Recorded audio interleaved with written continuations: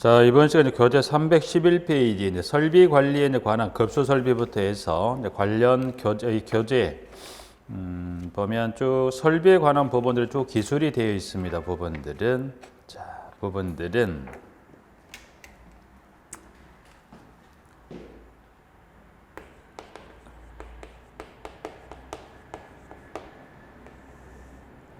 자, 이제 설비 관리는 일단 여러분 1차 지금 공부하고 계시는 시설 개론에 그 보면 교재 이제 아마 후반부 쪽을 차지하는 파트가 아마 건축 설비로 아마 좀 정리가 되셨을 건데, 자 이제 이 설비 관리는 일단은 보시면 크게 이 설비 관리 급수 설비부터 뭐 여러 가지 다양한 설비들이 나오는데, 급수를 포함한 다양한 설비에 관련한 부분에 이론에 관한 부분입니다. 그래서 이론에 관한 부분 여러분 현재 공부하고 1차 시설에 좀 일부 중첩이 되는 부분들이 있기 때문에 그 부분도 공부를 하셨을 부분들이니까 내가 그 부분을 하고요. 플러스 자 여기 이제 설비 관리가 일단은 관리 실무적으로 조금 방향을 틀어보면 이 급수부터 해서 다양한 설비 관련 여러분들이 이론에 관한 것도 정리를 꼭 해야 될 부분도 있습니다. 근데 플러스 이론에 관한 것도 정리해야 되지만 관련 법령이 있습니다. 법령이란 것은 이 설비 파트에 모든 법령이 나온 건 아닙니다만 그 중에 이 법령 관련 설비별에 관련된 이론만 정리할 어떤 설비가 있긴 하지만 또 특정 설비에 대해서는 있어서는 이론도 정리하고 법령까지 같이 정리해야 되는, 그래서 여러분이 1차 공부했던 시설 개론 설비 관련 법령은 전혀 수업을 하지 못하셨을 건데 이제 실무 쪽에서는 이론에 그 각종 설비에 관련된 부분에 이론도 공부하셔야 무엇도 공부하셔야 돼요.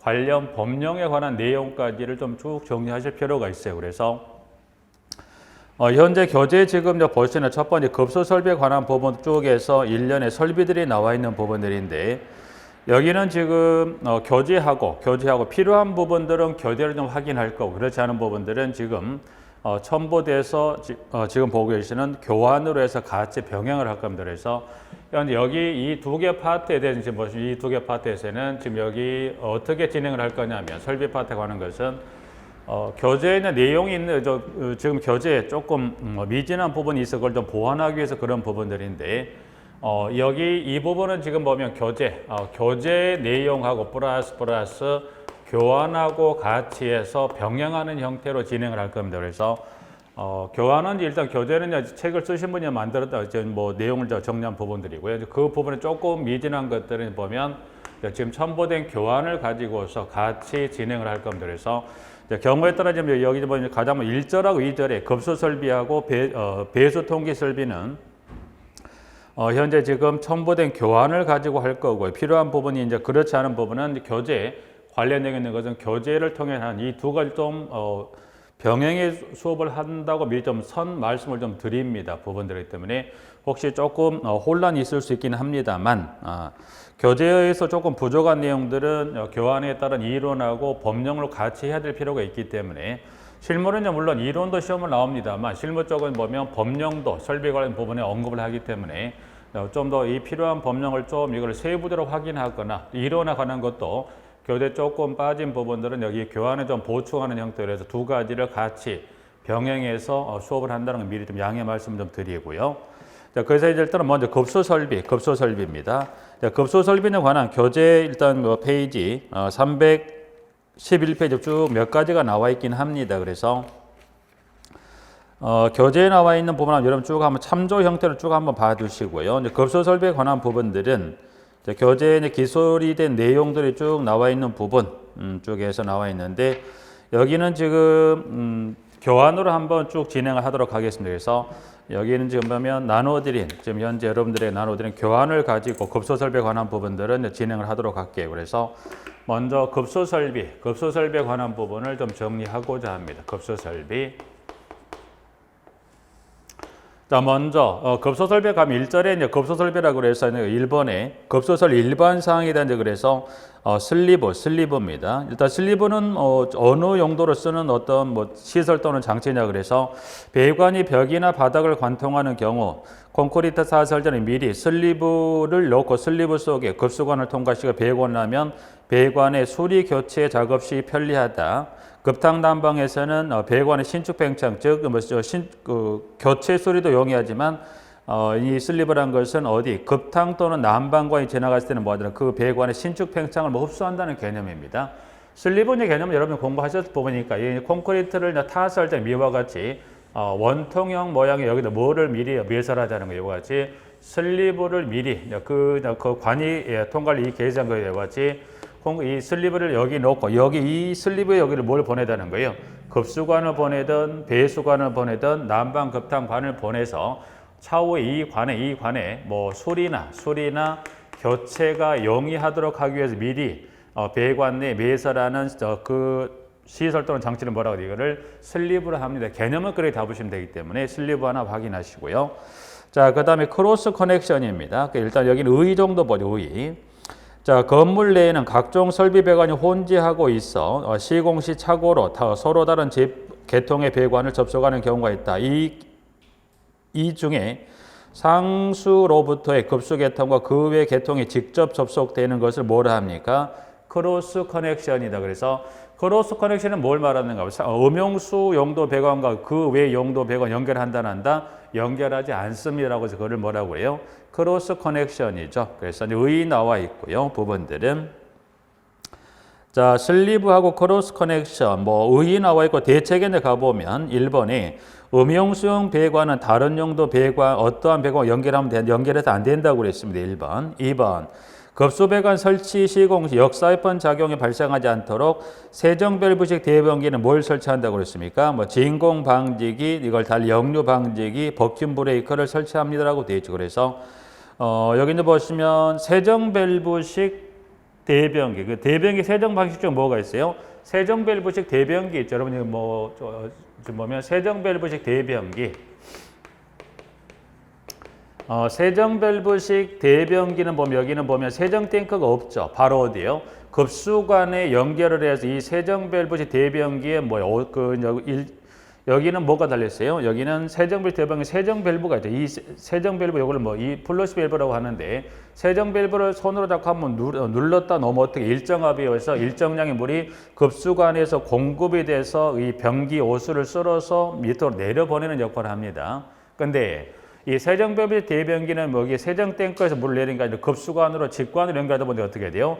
쓸려 내려가는 오수가 혹시 이 역사이판에 의해서 어디로? 급수관으로 이게 역류해서 급수관을 오염시킬 수 있다 보니까 세정밸브 대변기는 추가적으로 무슨 장치가 필요하다. 그 중에 가장 대표적인 그 명칭으로 보시면 기타 몇 가지가 나와 있는데 버큐um 브레이커란 지문으로 언급을 하는 거죠. 그래서 이 버큐um 브레이커를 진공 방지기, 역류 방지기 또 진공 브레이커라고 표현하는데 가장 출제 문항상의 지문에 가장 빈도가 높은 것은 그 중에 버큐um 브레이커가 가장 빈도가 높죠.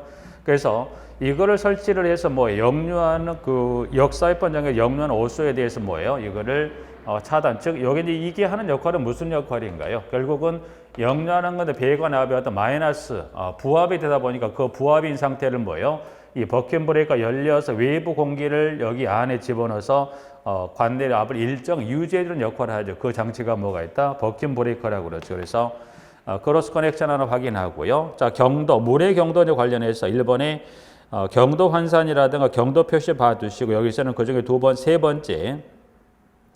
자, 경도 분류하게 되면 연수하고 경수. 연수는 그 ppm 얼마 이하인가요? 90ppm 이하를, 경수는 얼마입니까? 110ppm 이상이다. 이제 그래서 연수, 경수 그 ppm의 수치 하나 확인하시고 그리고 이제 그 관련해서 사용 용도. 특히 용도를 갖고 물었을 때 보일러 용수의 저감 요분을 갖고 물었을 때 연수는 저감한데 경수는 용수로 부저감하다고 그랬죠. 여기는 보일러 용수로 경수로 쓰지 않는 건 뭐 때문에 그래? 이 물속에 나와 있는 탄산칼슘 함유량이 높으니까 보일러 용수로 쓰면 이게 어떻게 되죠? 보일러에 뭐가 발생하더라? 스케일이 발생할 수 있다 보니 그걸 사용하지 않게 하는 거죠. 그래서 연소 경수는 여러분들이 이 ppm 수치 하나 기억하시고 용도 보일러 용수 정도 간단히 한번 확인하셔서 일단은 일반상 좀 정리하고 한 장을 그 다음에 가보면 이번에 급소 방식이 있죠. 급소 방식. 자, 급소 방식은 여러분이 보시는 대로 급소 방식은 지금 여기 네 가지가 있습니다. 일단 그래서 그 네 가지 급소 방식이 뭐가 있나 봤더니 일단 박스표로 정리가 된 게 수도 직결식, 그 다음에 고가수조 방식, 압력 탱크식, 부스터 방식이다 이제 그래서 나와 있는 부분입니다. 그래서 여러분들이 이 네 가지 급수 방식, 이 네 가지 여러분이 그 급수 방식 네 가지에 관한 것은 뭐 출제를 하긴 합니다만 그렇게 난이도는 높게 물어보지 않기 때문에 여러분들이 각각의 장단점 표시된 거 한번 보시면서 그 중에 이제 그 좀 비교할 몇 가지 그 특징적인 것 좀 간단히만 크게 몇 가지만 정리하죠. 자, 수도 직결식입니다. 수도 직결식, 또 수도 직결식 또는 수도 직결 방식, 뭐 수도 직결식, 또 수도 직결 방식, 뭐 표현은 뭐 그렇게 하기 나름이니까. 여기 이제 보면 지금 현재 설비 관리 관련해서 보시면 이론도 하고 법령도 한다고 그랬고요. 자, 지금 제가 설명드렸던 이러한 슬리브라든가 크로스 커넥션이라든가 버킨 브레이커라든가 또 급수 방식에 관한 이 장단점 같은 거 여러분들 1차 공부하시는 시설에서 공부하시는 그 부분을 조금 여러분들이 가져오시면 이해하시는 도움이 될 수 있는 거고 그 세부적인 하나하나 다 설명하기는 뭐 시간적인 제약이 있고 필요한 부분은 꼭 설명을 드릴 거고요. 이론 중에 꼭 필요한 걸 설명을 드릴 거고 특히 이제 보면 그 중에서 뭐에 관한 것은 법령은 시설에서 다루지 못하는 이 설비 관련 법령은 실무 쪽에도 분명 정확히 정리할 필요가 있으니까 이론을 하지 않는다는 게 이론 중에도 꼭 한번 다시 확인할 거는 정리할 거고요. 그리고 특히 어디에 좀 주안을 두자 법령에 관한 부분은 꼭 주안을 더 정리할 필요가 있기 때문에 이제 이 부분도 이론에 관한 부분이 크게 몇 가지만 정리하시면서 이제 마무리해 보죠. 자, 수도 직결식하고 고가 수조 방식 두 가지입니다. 그래서 여기는 보면 고가 수조 방식에 대해서 정리하시는데 이 두 가지 수도 직결식하고 고가 수조 방식을 비교하는 가장 큰 특징적인 질문은 여기는 뭘 가지고 물어본가요? 여기는 급수오염 가능성이죠. 그래서 급수오염 가능성은 이 두 가지 급수 방식 중에 어디가 이 수질오염 가능성이 낮습니까? 수도 직결 방식이 오염이 낮고 여기 고가수 방식이 높을 수밖에. 구조상 그렇죠. 수도 직결식은 어떻게? 수도 본관에서 관을 바로 연결을 해서 상향 공급하는 중간에 물이 중간에 정체할 개수가 없죠. 그런 반면에 고가수조 방식은 상수도 본관에 물 어디로 끌어옵니까? 저수도로 끌어왔다가 다시 양수 펌프를 통해 어디로 끌어올립니까? 옥상에 고가수조 또는 고가탱크를 올리다 보니까 물이 어디서 정체합니까? 두 번은 지하 저수조에서 옥상에 고가수조 정체하다 보니까 당연히 오염 가능의 상 높은 건 어떻게 돼요? 고가수조 방식. 물론 두 가지를 비교해도 그렇습니다만 전체적으로 네 가지 급수 방식 중에서 오염 가능성이 가장 높은 거는 뭐예요? 급수오염 가능 높은 것은 고가수조 방식. 또 가장 네 가지 전체를 놓고 봤을 때 가장 오염 낮은 건 뭡니까요? 수도 직결식이 가장 낮죠. 이제 그 개념을 하나 정리하시면 되고요. 자, 그 다음에 두 번째하고 그 다음 세 번째. 압력 탱크 방식. 그래서 압력 탱크 방식입니다. 자, 압력 탱크 방식입니다. 그럼 여러분이 자, 이 고가수조 방식하고 이제 압력 탱크 방식을 비교하는 질문 중 여러분들이 여기서는 뭘 가지고 비교할 거냐고 봤을 때, 자, 보시면 여러분이 이 고가수조 방식하고 압력 탱크 방식을 비교하는 여기 질문은 여러분이 뭘 갖고 구분하십니까?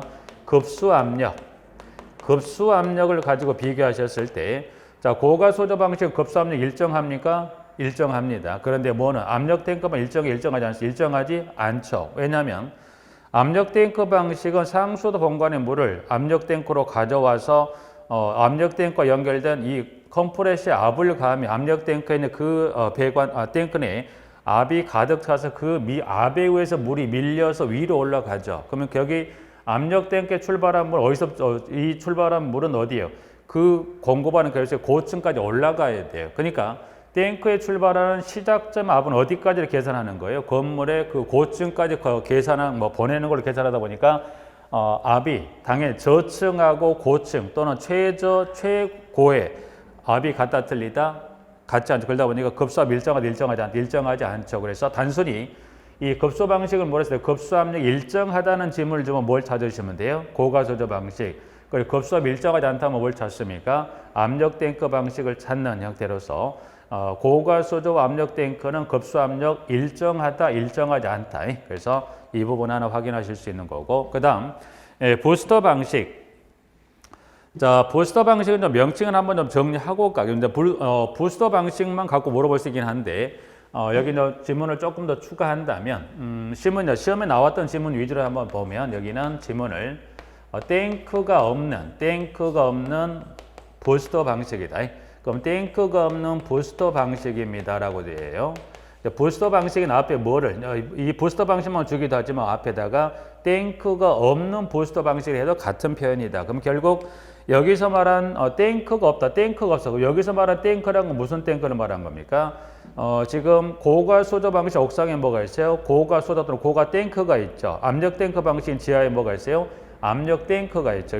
여기서 말한 탱크란 것은 옥상에 고가 탱크, 지하에 압력 탱크가 없다는 이야기입니다. 여기서 탱크가 없다면 여러분 혹시 저수조가 없다는 걸 잘못 오인하시면 안 됩니다. 그래서 저수조는 지금 보면 고가 수조 방식이나 압력 탱크나 탱크 없는 부스터 방식은 다 뭐는 있어야 돼요?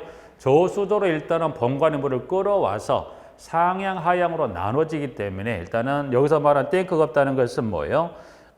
여기 이제 보면 고가 탱크는 압력 탱크 없다는 말이다 해서 봐야겠고요.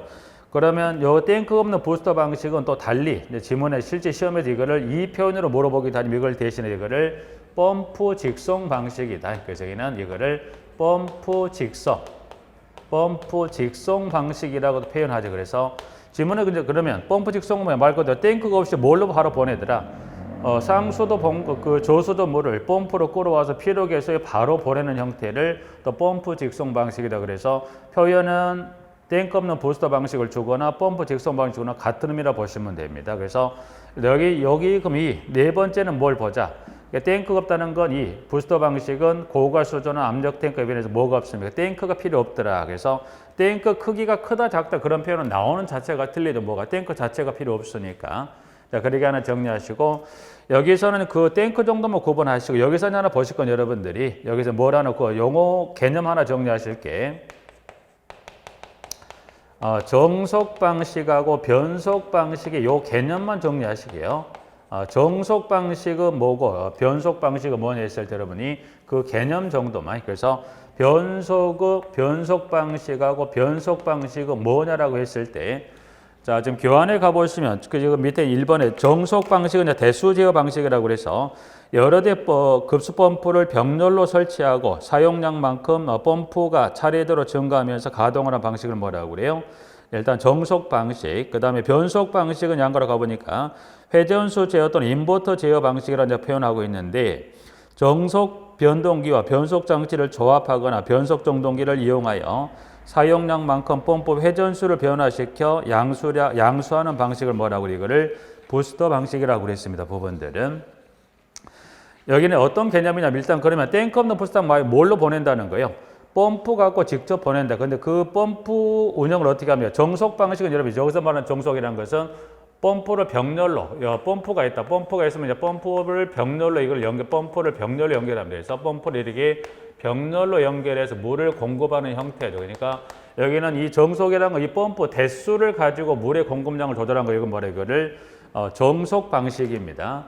자, 그럼 일단은 이 펌프 직송 방식 예를 들어 펌프 세 대를 가지고 이 피력에서 물의 공급량을 조정한다고 했을 때 이 세 대 중에 한 대는 기본적으로 계속 돌아야 돼요. 이 한 대가 왜 계속 돌아야 되냐면 한 대가 돌아서 이 배관 내 압이 일정한 압을 유지하고 있어야 돼요. 일정한 압을 유지하고 있는 상태에서 만약에 예를 들어서 물의 사용량을 놓고 봤을 때 하루에 아침, 점심, 저녁 중에 가장 사용량이 많은 때가 좀 평균에 따라 다를 수 있겠지만 보편적으로 봤을 때 아침이 가장 많을 거고요. 저녁하고 뭐 점심 그래서 그럼 아침에 출근 시간대 이제 펌프 한 대가 계속 돌고 있는 상태에서 도는 상태에서 압력이 일정한 상태 유지하고 있는 상태에서 세대에서 출근 시간대에 물을 쓰려고 수도꼭지 열면 어떻게 돼요? 여는 동시에 어떻게 돼요? 이 열면서 이 배관 압력이 낮아지죠. 그러면 이 압력이 낮아지면 낮아지는 걸 뭐가? 이 펌프와 연결된 제어반이 있어요. 제어반이 낮아지는 압력의 정도를 감지해서 한 대가 아니라 많이 쓰네 몇 대 돌아야 돼? 두 대가 돌아라고 신호를 주면 그때 펌프가 한 대가 아니라 몇 대가? 한 대가 더 돌아서 두 대가 돌아가요.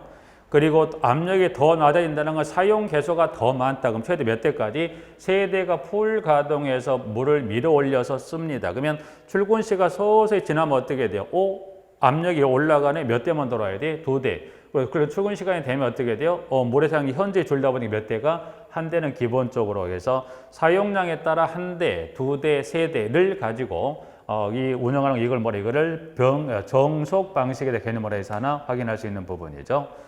자, 이제 변속은 이렇게 보시기에 펌프는 분당 회전수에 따라서 물의 공급량이 달라들어요. 그래서 예를 들어서 분당 60회전을 하면 어떻게 해요?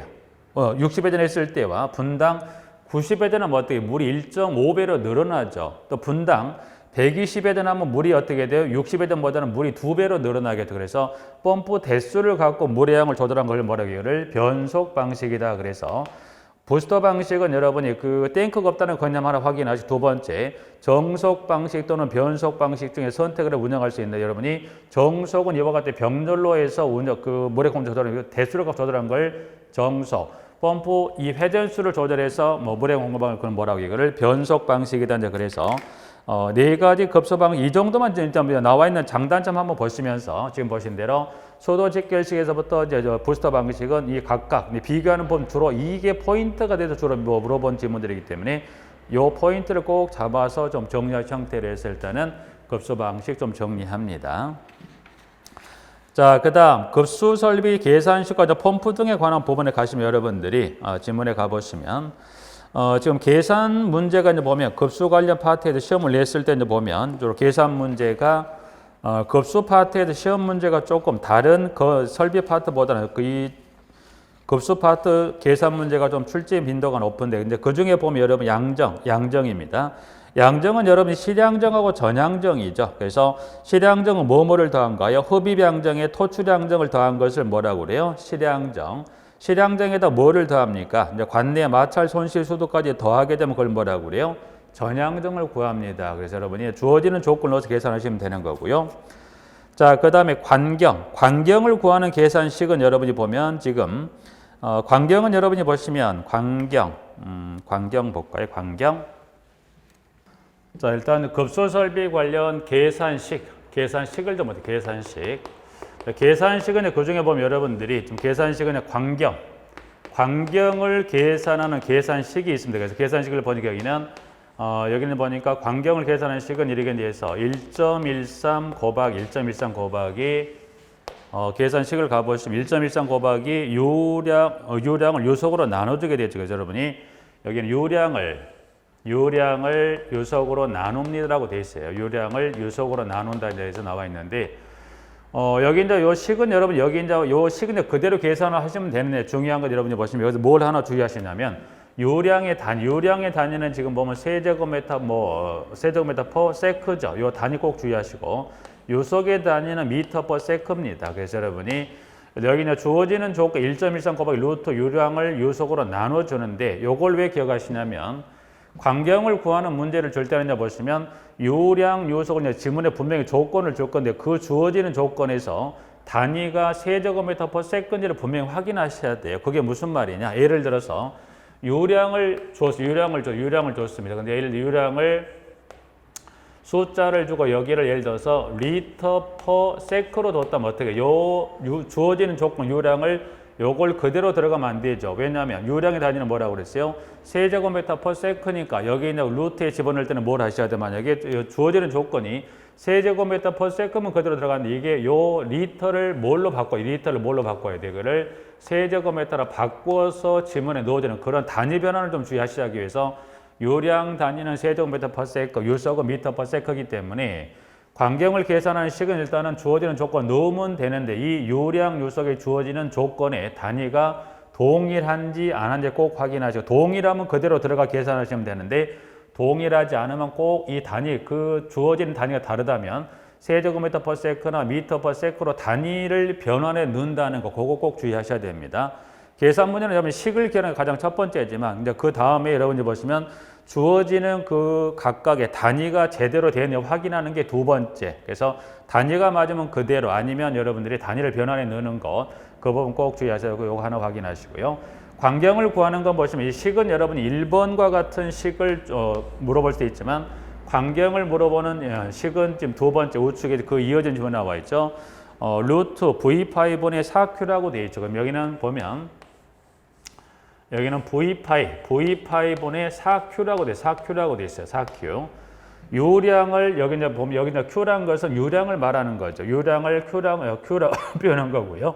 V는 유속입니다. 그러니까 여기는 이거를 여러분이 왜 정리하실 필요가 있냐면, 계산 만약에 조건을 줬을 때는 1번의 식으로 푸나 2번의 식으로 푸나 동일합니다. 마찬가지에서 요량이라는 표현을 여기는 대신 이거를 Q라는 지문을 하고 요속을 뭐 V라는 표현을 줬기 때문에 여러분들이 여기도 마찬가지 여기도 주어지는 조건을 뭐 여기 요량, 요속을 줘서 이 단위가 맞는 거 확인하시면 되는 거니까 단지 여기 QV라고 표현한 것은 요량을 Q나 요속을 V로 했기 때문에 같다는 거 확인하시면 되고 두 번째 식을 왜 기억할 필요가 있냐면 두 번째 식은 계산 문제로 물어보는 게 아니라 계산식 자체를 시험에 낼 수 있기 때문에 그래서 여기는 V5분의 4Q를 이거를 숫자를 흐트려서 다른 지만 넣어가지고 광경을 계산하는 계산식이 바른 것, 즉 계산식 자체만을 가지고 물어보는 것은 여기 두 번째 식을 가지고 물어보기 때문에 일단 요 광경을 구하는 식은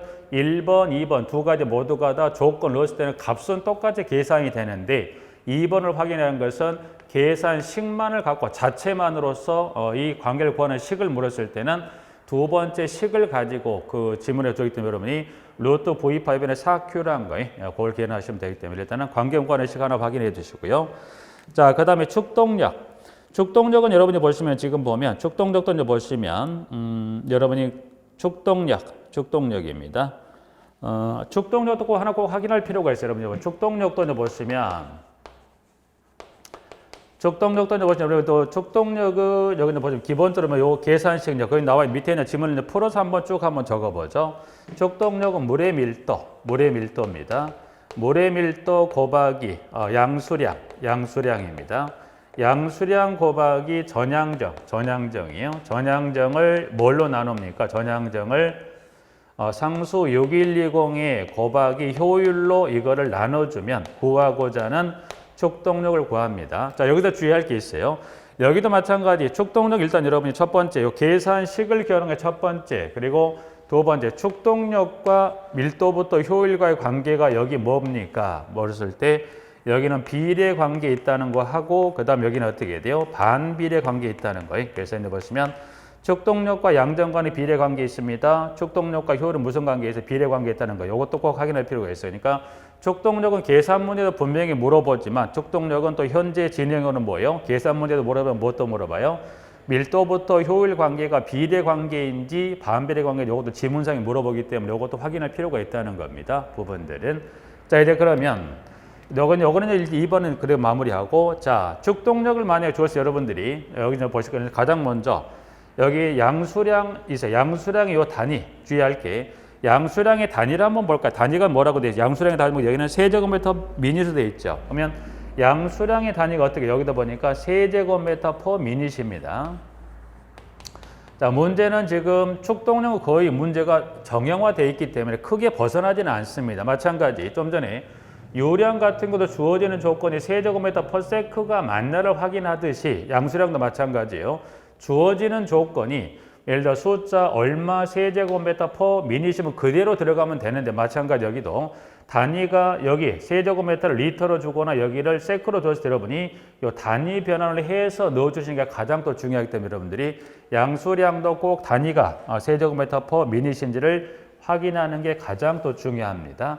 그리고 물의 밀도는 여러분 이 물의 밀도는 주지 않아도 기본 얼마가 들어간가요? 1000kg per 세제곱미터니까 밀도는 따로 주지 않습니다. 그래서 여러분 밀도는 안 주더라도 기본적으로 숫자 얼마 넣어야 돼요? 1000 곱하기 양수량 곱하기 양정은 줄 거니까 주고요.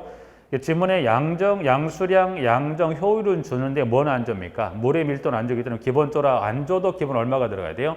1000kg는 per 세제곱미터니까 기본 얼마가 들어가야 돼요? 1000을 넣어서 풀어가는 축동력에서 밀도부터 효율까지 이렇게 정리해서 축동력은 그렇게 정리하시게요. 자, 그 다음 마찰 손실 수두도 기억하시고, 그 다음 마찰 손실 압력도 계산식, 그 다음 지문에 요속을 구하는, 요량 요소를 구하는 문제도 있죠. 그래서 일단 계산식은 지금 먼저 나와 있는데, 계산식은 여러분 박스에 양정에서부터 요속에 관한 부분까지 그 식을 뭐 여러분이 보실 수 있게 다 정리해 놨으니까, 계산식은 그 일부만 설명을 드렸습니다만, 계산 문제는 가장 첫 번째 계산식, 두 번째는 그 주어지는 조건하고 이와 같은 단위들이 맞는 것을 확인하는 게 가장 중요하더라고요. 그래서 그 두 가지만 해결한다면 그 계산 문제 크게 무리 없이 정리할 수 있는 부분들입니다. 그래서 최소 지금 양정에서부터 요소까지 구하는 계산식 정도는 여러분들이 꼭 기억하시자라고 좀 정리합니다. 이제 필요한 부분이 있다면 나중에 문제 풀이할 때 좀 추가적으로 설명을 드리도록 하고요. 이거는 꼭 기억하셔야 됩니다. 부분들은. 자, 계산식 좀 정리하고요. 그 다음에 자, 두 번째 펌프 이상 현상 등이다. 이제 그래서 나와 있는 수격 작용부터 몇 가지를 좀 확인해 볼까요? 펌프 이상 현상 등이다랍니다. 자, 이상 현상 일단 수격 작용. 수격 작용 1번하고 2번 원인 대책주가 한번 봐 주시고요. 그다음에 공동 현상 잠깐 볼까요? 공동 현상. 자, 공동 현상은 1번하고 2번 나와 있는데 공동 현상은 흡입 양정이 높거나 물의 온도가 높을 때 흡입구 측에서 발생한 기포가 펌프 토출구 쪽으로 넘어가 갑작스러운 압력 상승과 격심한 소음과 진동이 발생하는 현상을 뭐라고 그래요? 공동 현상이다라고 되어 있습니다. 그래서 일단 공동 현상, 펌프 이상 현상 중에 공동 현상을 보시는데 일단 공동 현상을 가시기 전에 공동 현상의 다른 명칭이 뭐가 이거는 꼭 확인하셔야 돼요. 그래서 공동 현상을 영어식 표현 이거를 뭐라고 표현해요? 이거를 캐비테이션이라고도 표현한다. 그래서 여러분이 공동 현상을 달리 뭐라고 표현해요? 이거를 캐비테이션이라고 표현한다는 거 꼭 확인하셔야 돼요. 부분들에서 공동 현상을 달리 뭐라고 표현해요? 이거를 캐비테이션이라 합니다. 그래서 공동현상 이렇게 보시면 돼요. 공동현상은 뭐냐? 근데 이 흡입 양적 이 배관입니다. 자, 흡입 배관에 물이 배관 내 물이 가득 차서 물이 가득 차서 흘러가면 가장 좋죠. 이 물속에 어떤 빈 공간이 없이 물이 가득 차서 흘러가면 어떻게 돼요? 이 순환이 잘 되는데 무슨 현상이 발생했다? 공동 현상이 발생했다는 것은 이 관 속에 흘러가는 이 물에 여러 가지 요인이 있지만 가장 대표적인 부분이 마찰 손실이 발생할 수 있죠. 배관 내가 그러면 요 배관 내 마찰 손실이 발생했다. 그러면 이 배관 내 뭐가 발생했다? 배관 내 마찰 손실이 발생했다. 그러면 배관 내 마찰 손실이 발생했다는 것은 마찰 손실이 발생했다는 것은 결국 그 마찰 손실이 발생한 그 개소가 뭐예요? 거기에는 압력이 낮아집니다. 그럼 압력이 낮아진다는 결과 어떻게 돼? 그 압력이 낮아진 그 부분에 무슨 현상이 뭐가 발생할 수 있어요? 손실이 발생했고 손실 발생한 압력이 낮아졌다. 그럼 압력이 낮아지면서 그 개소에서 뭐예요? 물 속에 있는 공기가 분리가 됩니다. 물 속에 있는 공기가 분리되면서 그 배관에 일정 개수의 물이 차 있지 않은 발생할 수 있어요?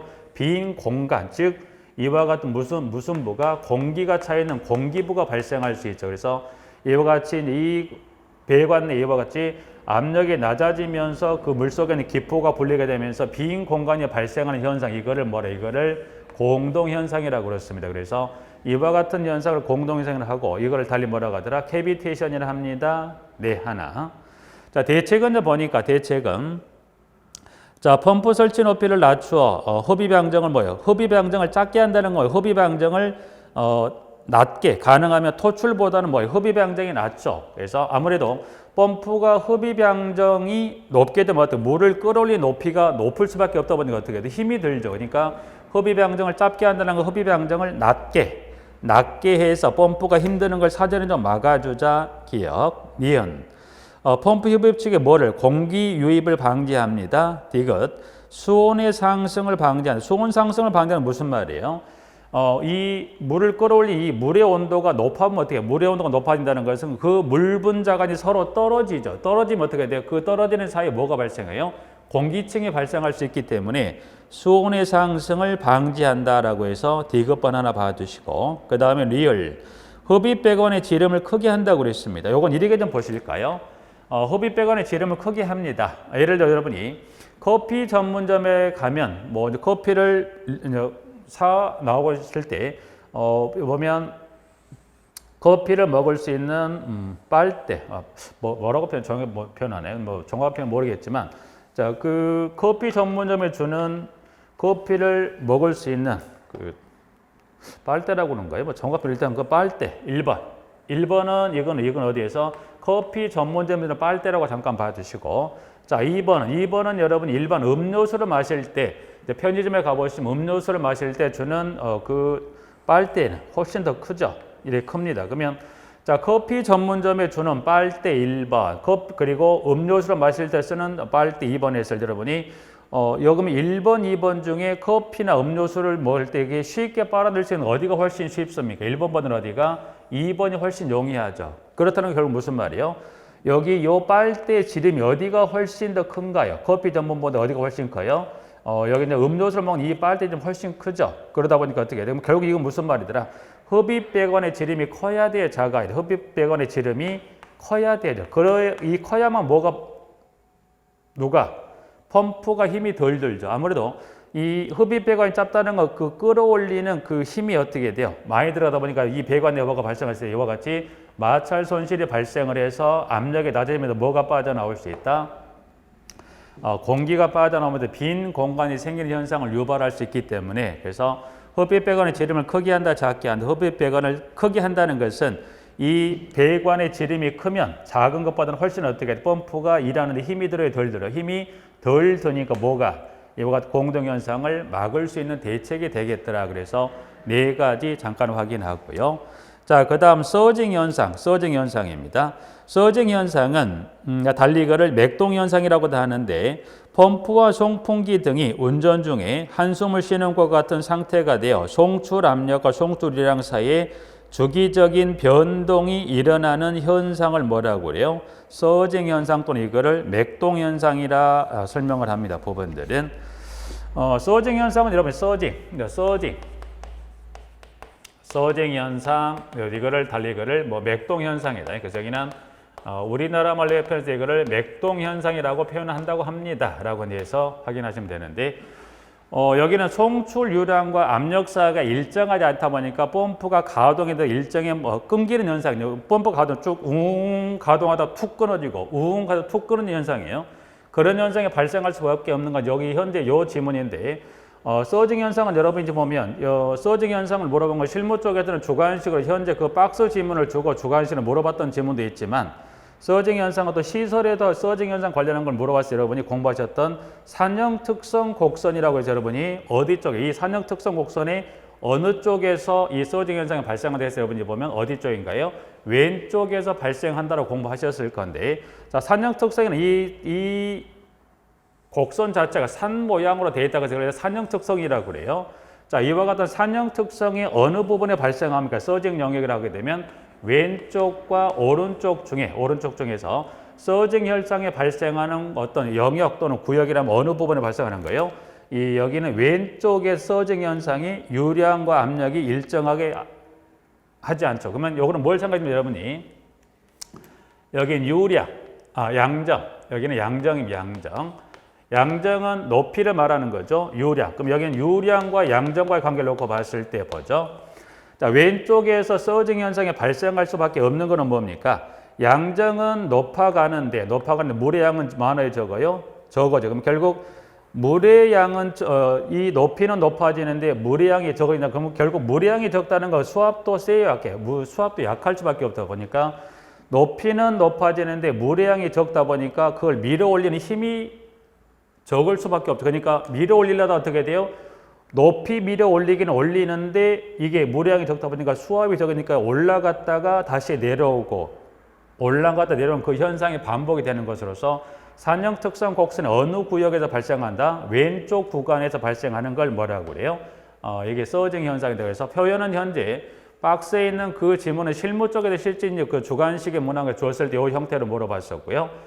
시설에서 보면 이 산형 특성을 갖고 있는 물었을 때 이 곡선 관련해서 어느 구역에서 왼쪽에서 이 서징 현상이 발생할 수밖에 없는 거죠. 그래서 그럼 여기는 높이는 높아가는데 물의 양이 적은 왼쪽 구간이죠. 그러면 이 구간을 넘어서 오른쪽으로 내려오면 어떻게 돼요? 오른쪽으로 내려오면 높이는 낮아지면서 뭐가 많아진가요? 물의 양이 많으니까 당연히 그만큼 수압이 세니까 뭐를 발생하잖아요? 서징 현상이 발생하지 않는다라고 이해하시면 돼요. 그래서 여러분들이 서징 현상도 꼭 하나 의미 이해하시면 되는 부분들이고요. 베이퍼록 현상은 보시면 여러분들이 저비등점 액체 등을 이송할 경우에 펌프 입구 측에서 발생된 현상으로서 일종 액체 비등 현상을 뭐라고 그랬습니까? 그를 서징 현상이라 합니다라고 해서 봐두시고, 자, 펌프의 상사 법칙입니다. 펌프의 상사 법칙. 자, 펌프의 상사 법칙도 이론이긴 하지만 현재 지는 출제 빈도가 상당히 높습니다. 자, 그 무슨 말이냐? 여기 이제 유량, 양정, 동력과 회전수 변화의 관계를 여러분 이해하시자는 거죠. 유량은 회전수 변화에 뭐 합니까? 비례한다. 양정은 회전수 변화의 제곱에 비례합니다. 그리고 동력. 동력이라고 지문을 주기도 하지만 동력이란 지문을 주기도 하지만 이거를 뭐 앞에 이제 축이란 지문으로 축동력이라 지문을 주기 때문에 여러분들이 동력은 뭘 말하더라? 축동력을 말한다 생각하시면 되고요. 그래서 뭐 동력을 주든 축동력은 같은 표현인데 축동력은 펌프 회전수와 뭐예요? 세제곱에 비례합니다. 그래서 여기는 현재 진행형으로 펌프 상사 법칙은 지금도 지문을 출제하기 때문에 그 부분 꼭 체크하셔서 기억을 해야 됩니다. 그리고 펌프 운전입니다. 펌프 운전은 지금 직렬 운전과 병렬 운전 시의 토출량과 양정의 관계를 갖고 물어보는 부분들인데, 자, 펌프 운전. 자, 펌프 운전은 지금 보시면 무슨 운전이에요? 직렬 운전. 직렬 운전 시하고 그 다음에 병렬 운전입니다. 직렬하고 병렬 운전을 좀 보시면 되는데, 여기는 이 직렬하고 병렬 운전까지 물어보는 건 뭘 물어봐요? 토출량이에요. 이 두 가지 관련 보시면 토출량은 어떻게 될 거고, 그 다음에 양정은 어떻게 되는, 이걸 가지고 이제 지문을 좀 뭐 옳게도 물어보고 틀리게도 물어보고, 이것도 마찬가지 상사법칙 그 세 가지 모두도 현재 진행형, 이 직렬운 병렬도 보면 이것도 현재 진행을 물어봅니다. 그러면 직렬 운전은 여러분이 굳이 이것도 외우실 필요는 없어요. 직렬 운전은 펌프를 어떻게 병렬 어떻게 운전, 요 개념만 정리하시면 여러분들이 이 토출량 양정 굳이 외우지 않아도 그냥 이거 그래서 이게 그렇게 되는 거예요 하시면 될 수 있는 거니까 이건 어떻게 운영하냐면, 자, 펌프가 있으면 펌프를 이거 직렬 운전, 이거를 위아래 이걸 직렬 운전해서 이거를 펌프를 해서 물을 이렇게 끌어올린 이런 형태가 직렬 운전이라는 거고요. 병렬이라고 하면 펌프를 이게 이 수직으로 연결해서 온 게 아니라 이거를 병렬로 이걸 연결해서 이런 형태로 이제 세 대를 병렬로 연결을 해서 이거를 물을 끌어올린 이런 형태, 요게 이제 병렬이라고 보시면 돼요. 자, 이제 그러면 굳이 외우다한테 직렬은 이를 세워서 병렬은 옆으로 해서 물을 이 세 대 펌프를 연결해서 이제 병렬로 해서 물을 끌어올린 형태를 병렬이라고 보시면 되는데, 좀 볼까요? 그러면 자, 직렬 운전 합니다. 네. 그러면 토출량은 어떻게? 토출량은 일단 직렬 운전을 세워서 이 펌프를 이 두 대를 세워서 이거 운전해서 물을 공급하면 당연히 뭐는 높아질까요? 양정은 높이는 2배가 되겠죠. 뭐는 동일합니까? 토출량은 동일할 거예요. 그러면 병렬 운전입니다. 세 대를 병렬로 해서 물을 올려버린다 보니 뭐는 물의 토출량은 많아지면 뭐는 동일할까? 양정은 동일하겠죠. 그래서 여러분이 굳이 외울 게 아니라 두 가지는 그렇게 정리하셔서 정리를 해서 펌프 상사 법칙하고 펌프 운전은 요거는 지금 실무시설 양쪽에 왔다 갔다 하면서 양쪽에 현재 진행 물어보기 때문에 꼭 기억하시고, 그 다음 펌프입니다. 펌프.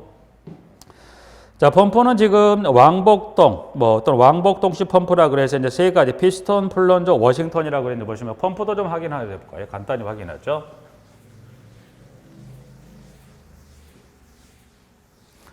자, 펌프도 지금 뭐 깊이 들어갈 것까지는 없을 것 같고, 현재 뭐 기출이 된 유형의 어떤 그 난이도로 봤을 때 펌프의 여러분들이 먼저 펌프의 종류를 여러분이 구분하실 수 있냐 했을 때, 펌프 종류를 더 크게 왕복동 또는 왕복 펌프에 대해서 펌프 종류를 해볼 때는 먼저 그 중에 두 가지 이제 보시면 왕복 펌프하고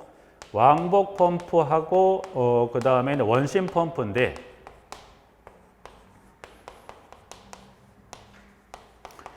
여기는 지금 여러분이 왕복 펌프 종류는 몇 가지가 있다? 세 가지 이제 보시면 지금 나와 있는 대로 피스톤 펌프, 플런저 펌프, 워싱턴 펌프 다 세 가지 종류가 있다는 그 종류만 좀 확인하시고요. 뭐 특징은 간단히 뭐 한 두 개씩 들어가 있는 거 참고하시는 형태로 일단은 분류 정도에서 펌프 종류는 왕복 펌프 몇 가지가 있다? 세 가지가 있다면 나머지는 그냥 뭘로 밀어버리자. 뭐 원심 펌프로 밀어 정리하시면 돼요. 그래서 분류 정도에 그렇게 정리하시고, 원심 펌프는 지금 밑에 가니까 여러 가지가 기술이 되어 있는 것 중에 지금 원심 펌프는 밑에 볼유트부터 해서 몇 가지가 나와 있는데, 그 중에 원심 펌프 종류 중에 볼유트 펌프하고 터빈 펌프에 관한 두 가지를 좀 보죠. 여기는 그 원심 펌프 중에 전부보다는 그 중에 두 가지 이제 보시면 그 중에 볼유트 펌프하고 그 다음에 터빈 펌프 두 가지 좀 특징만 좀 구분하시게요. 그래서 여기는 이 두 가지 먼저 종류를 구분했다면 여기서는 하나 마무리를 해서 정리하고 원심 펌프 중에 볼유트 펌프하고 그 다음에 터빈 펌프는 여러분이 이걸 좀 구분할 필요가 있죠. 그래서 일단 볼류트하고 터빈을 보시죠. 여러분이 양쪽 모두가 다 뭐는 기본적으로 들어가 있습니다. 여기는 양쪽으로 뭐가 다 임펠러는 기본으로 다 들어가 있죠. 임펠러를 달린 뭐 날개체라고도 하는 거니까 보시면 될 것 같고요. 임펠러는 모두가 다 볼류트 펌프가 됐던 터빈이 됐던 건 뭐는 다 기본으로 들어가 있어요. 임펠러는 들어가 있죠. 들어가 있어요. 그런데 볼류트 펌프에는 임펠러, 터빈 다 들어가 있는데 그중에 터빈 펌프는 임펠러 외로 뭐가 더 들어갑니까? 안내 날개. 안내 날개가 하나 더 들어가 있어요. 자, 그러면 안내 날개란 다른 이름 이거를 뭘로 표현? 이거를 가이드 베인이라고 표현한다. 그래서 이거를 가이드 베인이라고 표현합니다. 그래서 일단 이 볼류트하고 터빈은 두 가지 펌프 모두가 기본적으로 뭐는 다 들어가 있어요? 임펠러는 들어가 있고 그중에 터빈 펌프는 뭐가 더 있습니까? 임펠러 위로 뭐가 더 있다? 안내 날개 하나 더 있죠. 이걸 달리 뭐라고 하는데 이거를 가이드 베인이라고 표현합니다. 자, 그래서 일단 요거는 뭘 보시면 되냐면 일단 그러면 임펠러 보면 임펠러죠. 이렇게 하나 보면 되죠.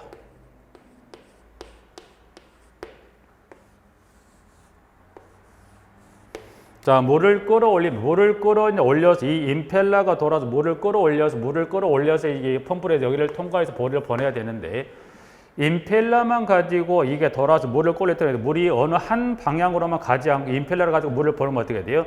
이게 물이 비산, 여러 형태로 흩어져서 물이 올라가다 보니까 볼류트 펌프 갖고는 높은 높이에 고양정에 보낼 수 없죠. 그럼 여기는 어디 양정에 보내? 이거는 저양정입니다. 여기는 저양정에 사용되는 펌프를 하게 되면 그때 뭘 찾아주셔야 돼요? 볼류트 펌프를 찾는 거고 터빈 펌프는 임펠러 외에 뭐가 하나 더 있다고 안내 날개가 더 있다. 그러면 결국 여기 요 임펠러가 있다고 하면